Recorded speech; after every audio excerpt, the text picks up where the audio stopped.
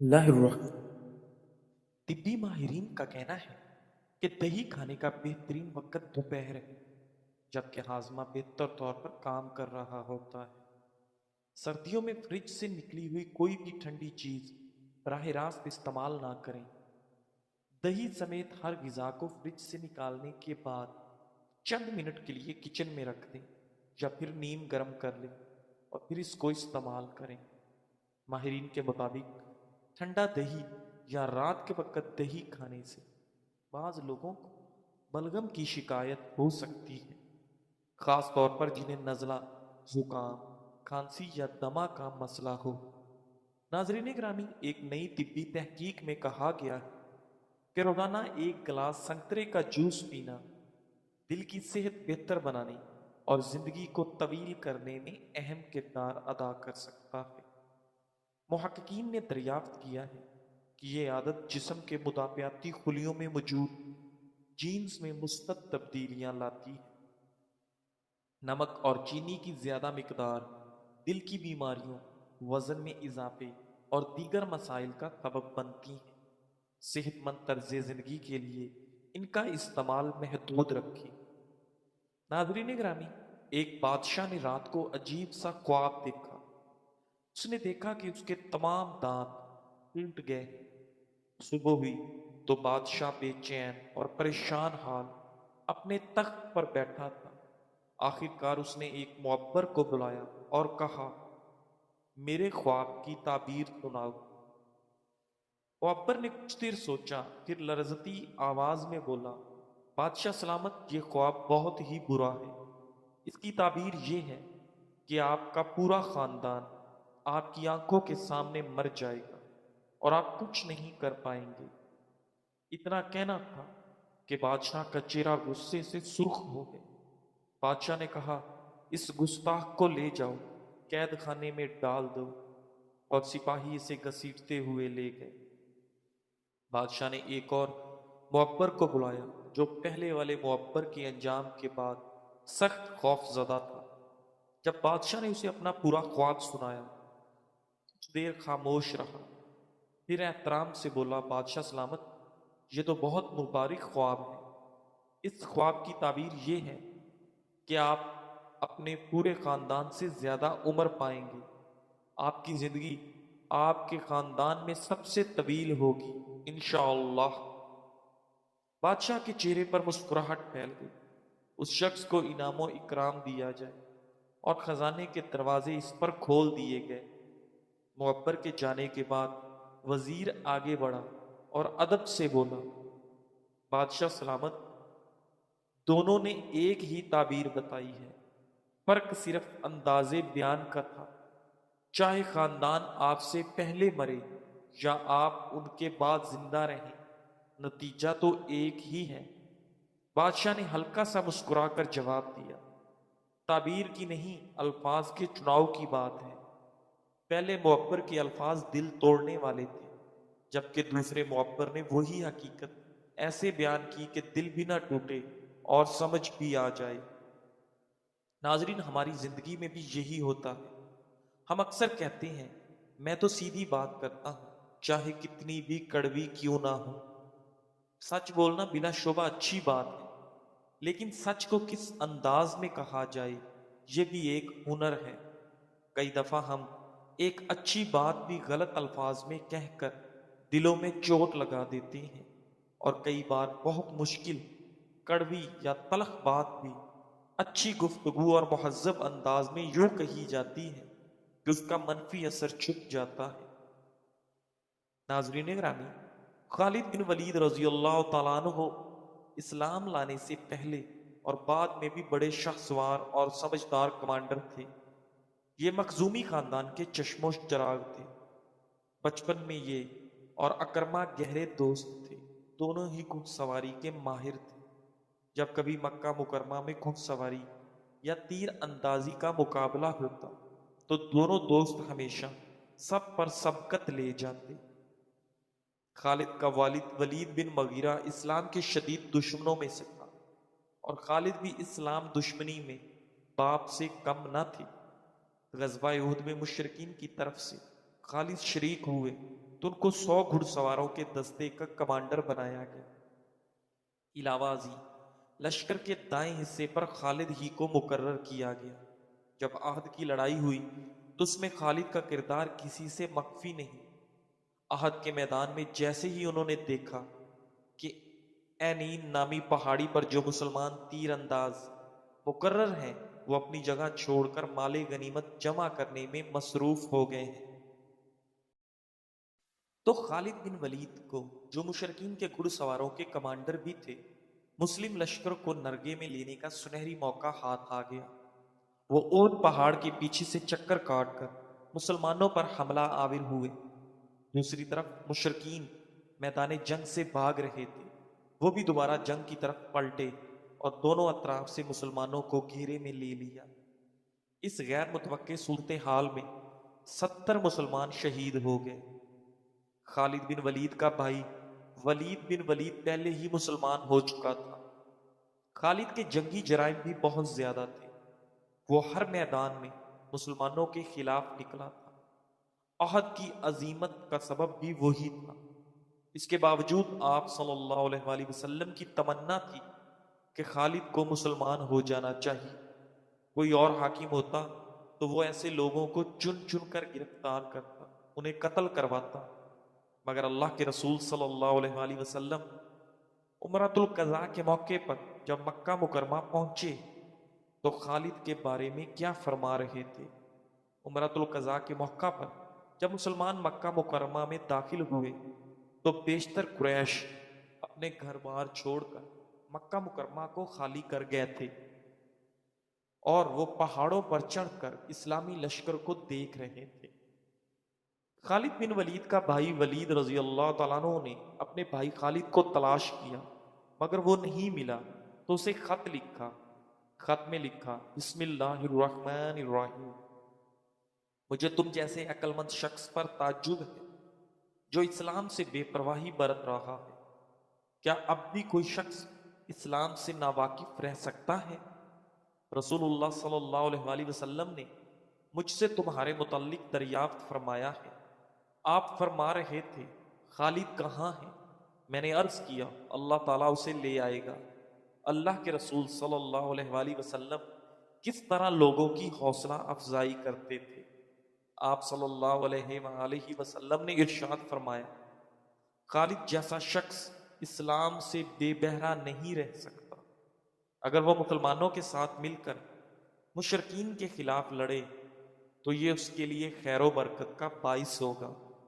ولید بن ولید اپنے خط کے آخر میں لکھ رہے ہیں، میرے بھائی بہت ہو گئی، اب لوٹ آئیے اور جو ہو چکا اس کی تلافی کیجیے۔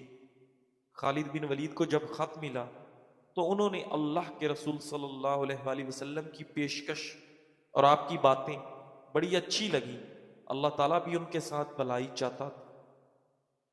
کہتے ہیں میرے دل میں خوشی کی لہر دوڑ گئی۔ پھر وہ چند دن بعد مکہ مکرمہ سے مدینہ طیبہ کی طرف روانہ ہوتے ہیں۔ آپ کے ساتھ عمرو بن عاص اور عثمان بن طلحہ بھی ہیں۔ جب آپ مدینہ طیبہ پہنچے تو ان کا بھائی ولید دوڑتا ہوا آیا، کہنے لگا بھائی جان جلدی کیجیے، رسول اللہ صلی اللہ علیہ وآلہ وسلم کو آپ کی آمد کی اطلاع دے دی گئی ہے۔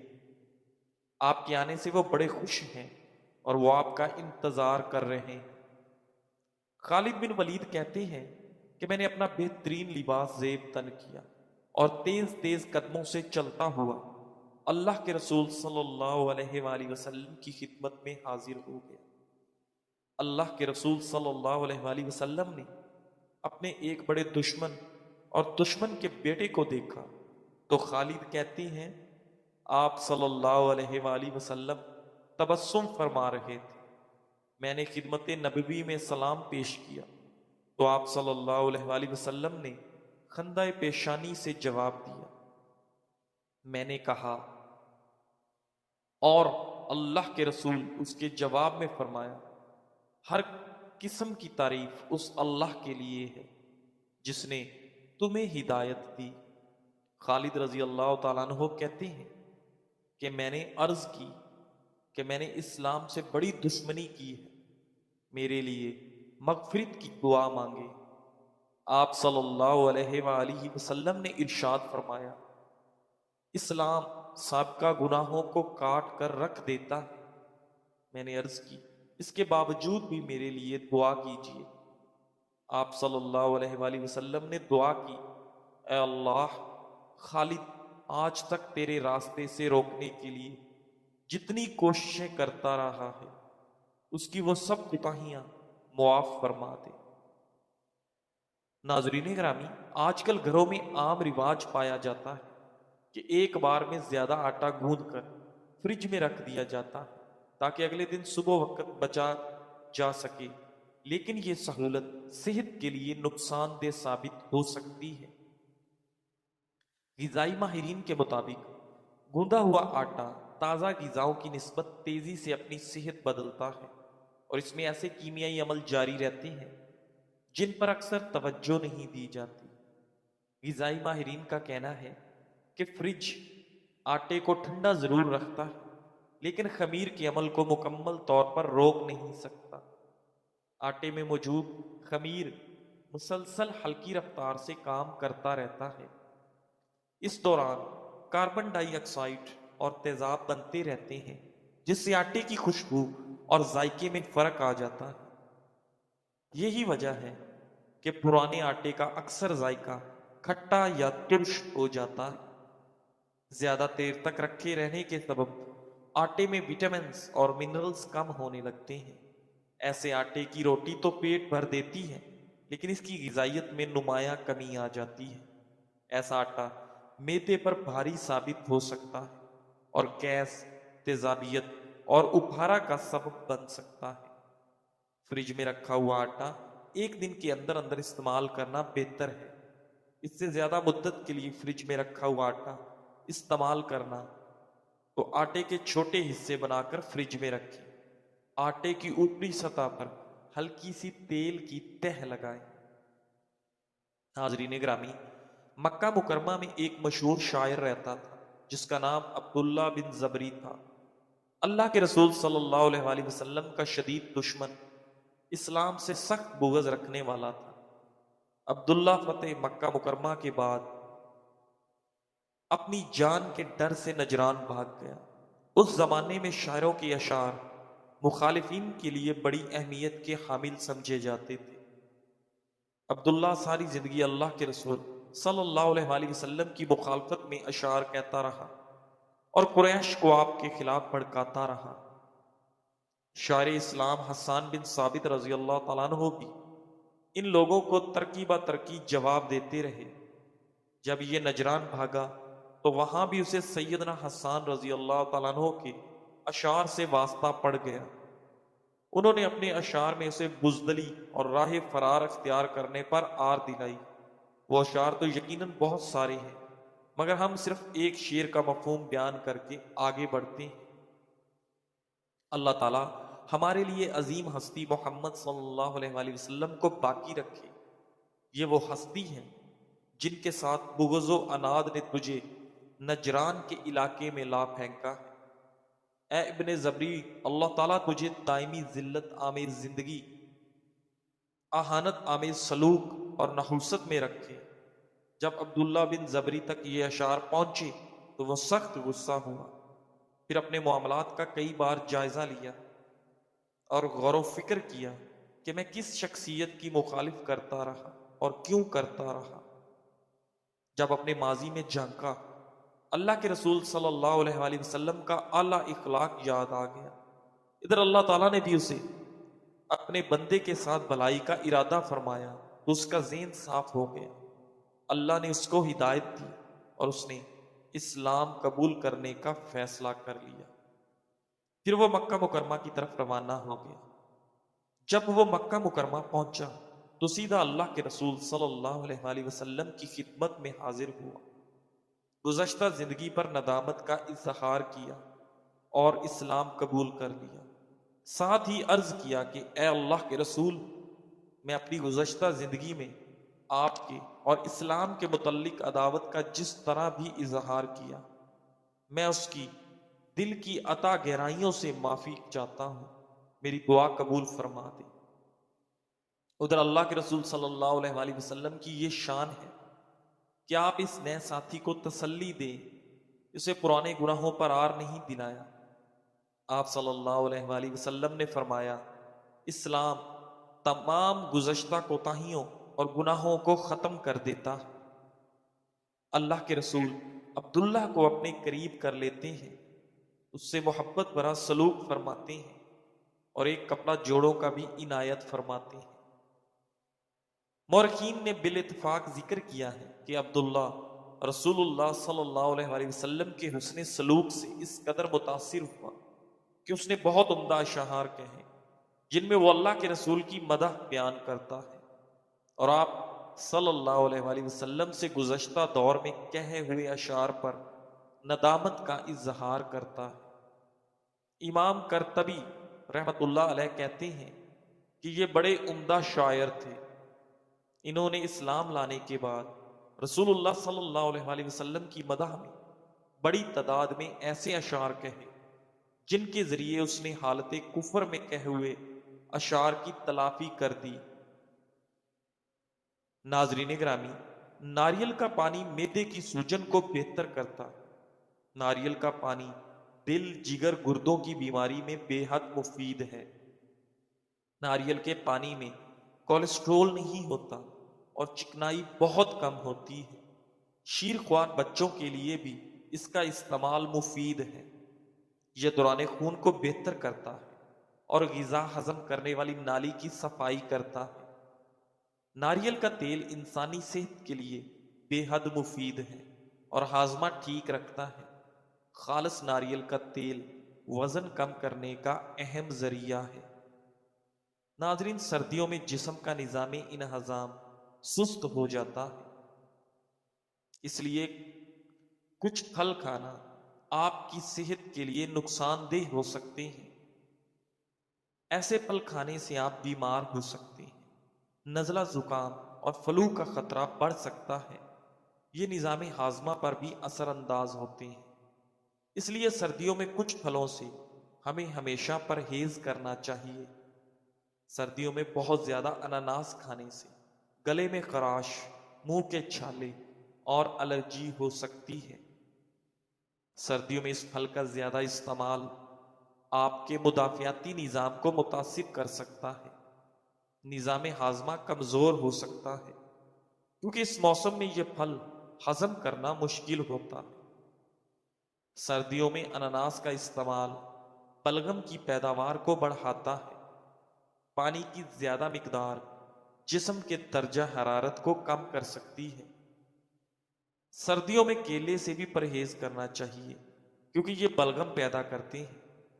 کیلے کھانے کے بعد بہت سے لوگوں کو صبح کے وقت بھاری محسوس ہوتا ہے، اس لیے سردیوں میں انہیں اعتدال میں کھانا بہتر ہے۔ انگور جسم کو ٹھنڈا کرتے ہیں کیونکہ ان میں ٹھنڈک کا اثر ہوتا ہے اور پانی کی مقدار زیادہ ہوتی ہے۔ سردیوں میں انہیں زیادہ کھانے سے اکثر کھانسی اور نزلہ ہوتا ہے۔ چونکہ انگور میں شوگر کی مقدار زیادہ ہوتی ہے، اس لیے سردیوں میں ان کا کھانا نقصان دہ ہے۔ موسم سرما میں سیب، نارنگی، امرود، انار اور کیوی جیسے پھل کھائیں۔ یہ پھل قوت مدافعت کو بڑھاتے ہیں اور وٹامن سی سے بھرپور ہوتے ہیں جو جسم کو گرمی اور توانائی فراہم کرتے ہیں۔ سردیوں میں آپ کا جسم معمول کے درجہ حرارت کو برقرار رکھنے کے لیے توانائی کا ذخیرہ ہوتا ہے۔ یہ آپ کے میٹابولزم کو سست کر دیتا ہے۔ سست میٹابولزم ہاضمے کے مسائل جیسے گیس، قبض، اسہال اور اپھارا کا باعث بن سکتا ہے۔ اپنے میٹابولزم کو تیز کرنے کے لیے ہمیشہ باقاعدگی سے ورزش کریں اور وافر مقدار میں پانی پئیں۔ جزاک اللہ۔